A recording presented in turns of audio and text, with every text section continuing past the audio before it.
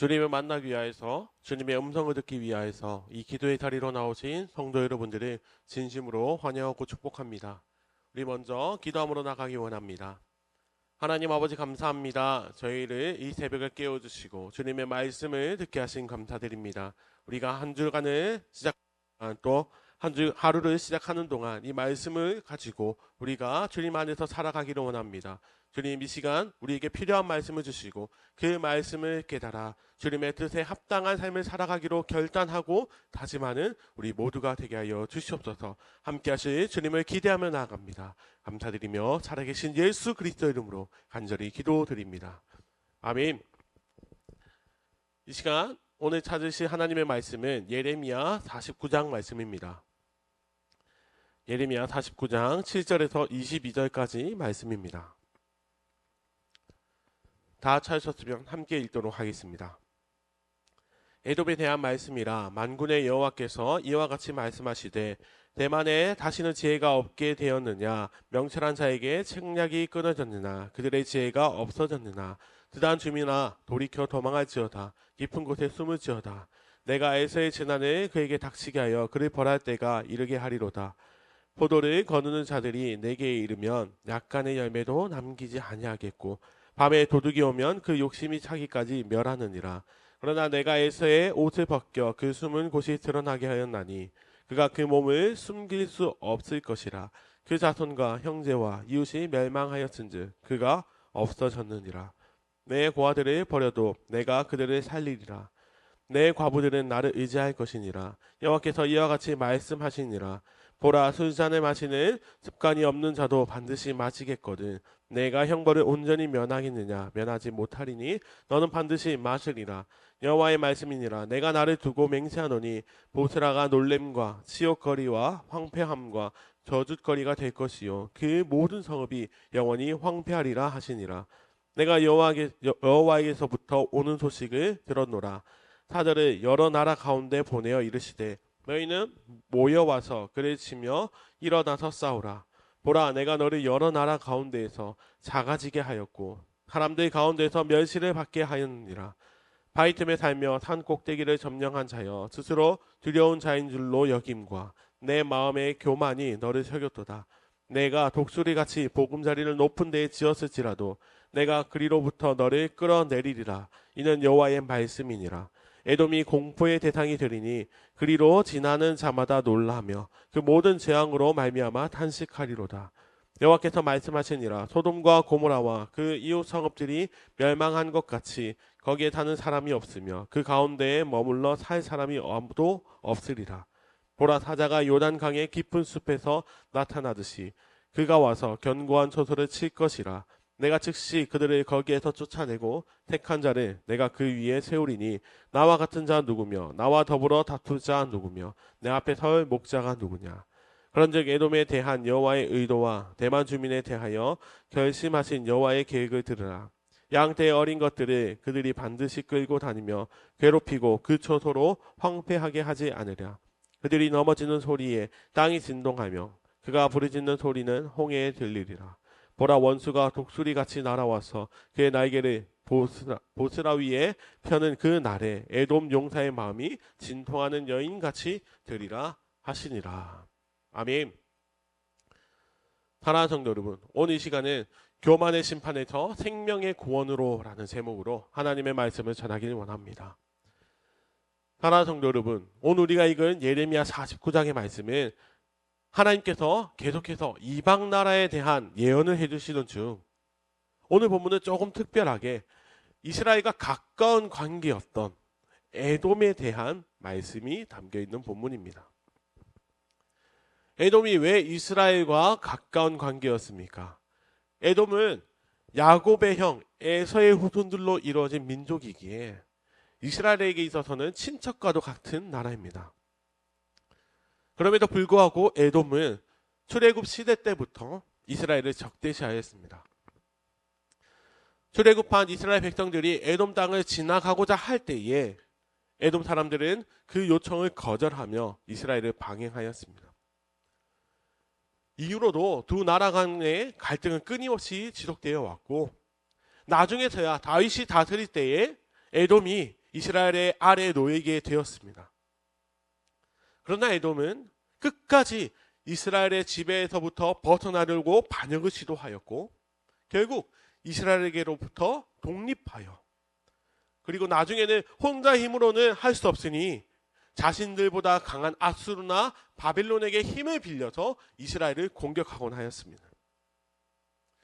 그런 에돔을 향하여서 하나님께서는 오늘의 예언의 말씀을 주셨습니다. 그 말씀이 무엇인지 먼저 7절입니다. 에돔에 대한 말씀이라 만군의 여호와께서 이와 같이 말씀하시되 대만에 다시는 지혜가 없게 되었느냐 명철한 자에게 책량이 끊어졌느냐 그들의 지혜가 없어졌느냐. 7절에 보니까 하나님께서 지혜에 대하여 말씀하여 주십니다. 에돔은 가나안 땅에 있는 많은 나라들 중에서도 지혜로 유명한 나라였습니다. 그런데 이제는 그들의 지혜가 낙후되어서 더 이상 효력을 발휘하지 못할 것이라 말씀하십니다. 이 말씀은 하나님께서 에돔을 향하여서 주시는 재앙을 그들의 지혜로는 더 이상 감당해내거나 이겨낼 수 없다는 뜻을 전하고 계십니다. 그렇게 8절에서 이렇게 말씀하십니다.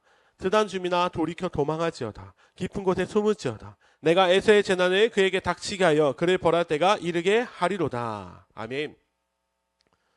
여기서 드단은 에돔 주위의 지역인데 하나님께서는 에돔 위에 임할 심판으로 인해 드단 사람들에게까지 피해가 가지 않도록 도망하여 숨으라고 말씀하십니다. 결국 에돔의 멸망은 피할 수가 없다는 뜻입니다. 사랑하는 성도 여러분, 얼마나 큰 심판이 있기에 주변 사람들에게 속히 피하라고 말씀하실까요? 예레미야 선지자는 9절과 10절의 두 비유를 통해서 에돔의 심판이 얼마나 혹독한지를 말씀해 주십니다. 9절에서는 포도를 거두는 사람의 비유가 나옵니다. 율법에 포도를 수확하면 어느 정도는 가난한 자들을 위해서 남겨두는 것이 율법입니다. 그런데 하나님께서는 에돔을 위하여서는 약간의 열매도 남기지 않겠다고 말씀하십니다. 그리고 도둑의 비유도 마찬가지입니다.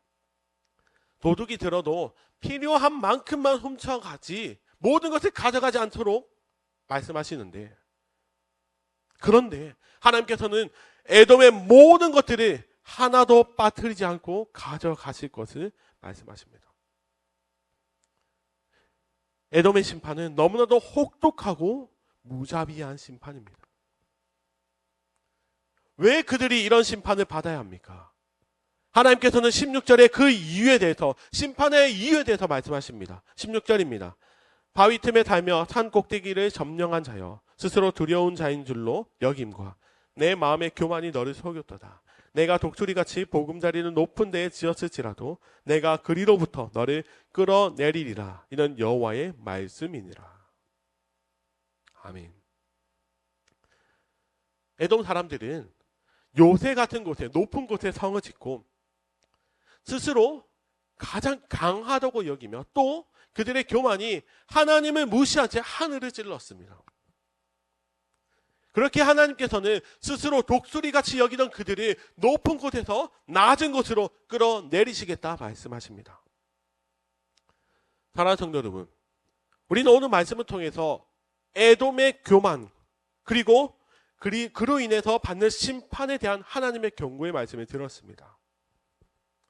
에돔은 인생을 살아가면서 자신들의 힘과 지혜를 자랑하였고 그리고 요새와 같은 그 성벽 뒤에서 자신들은 늘 안전하다 여겼습니다.